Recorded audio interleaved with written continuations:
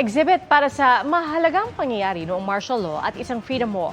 Inilatag po ang mga yan sa paggunita sa ika-40 anibersaryo ng People Power Revolution sa EDSA Shrine. At nakatutok doon live, si Jamie Santos. Jamie? Pia, masarap nga raw makipagkwentuhan habang nagkakape at yan yung ginawa ng mga nagtungo rito sa EDSA Shrine hindi bilang protesta, kung hindi pagbabalik tanaw at pag-alala sa diwa ng EDSA People Power. Isang art and history initiative ang inilunsad sa EDSA Shrine bilang paggunita sa paglaban sa diktatura ni Ferdinand Marcos Sr. Isa sa mga tampok sa programa ang pagpinta ng mural na nagpapakita ng makulay at matapang na paglalarawan ng kasaysayan at kasalukuyang panahon.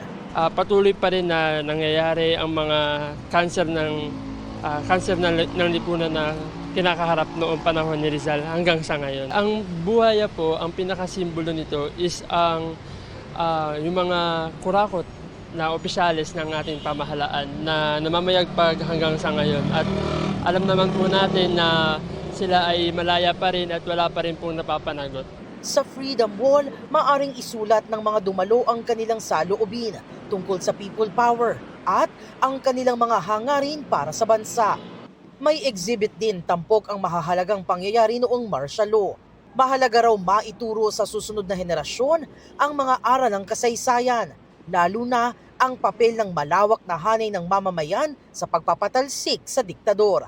Kaya natin muling binabalikan para makita ng mga Pilipino na meron ng ganong sitwasyon na napabayaan o di kaya sinikil yung ating kalayaan, tinako tayo o binalutan tayo ng takot, nabalutan tayo ng takot.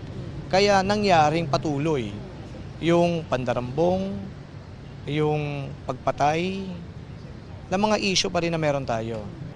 Dumating din ngayong hapon sa EDSA Shrine mula Valenzuela City ang imahe ng Our Lady of Fatima na dinala ni Juan Ponce Enrile at Fidel V. Ramos noong EDSA People Power Revolution.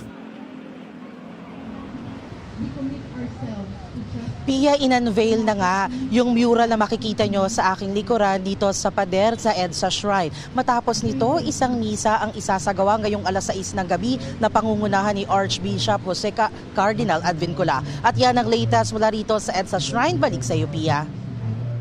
Maraming salamat, Jamie Santos.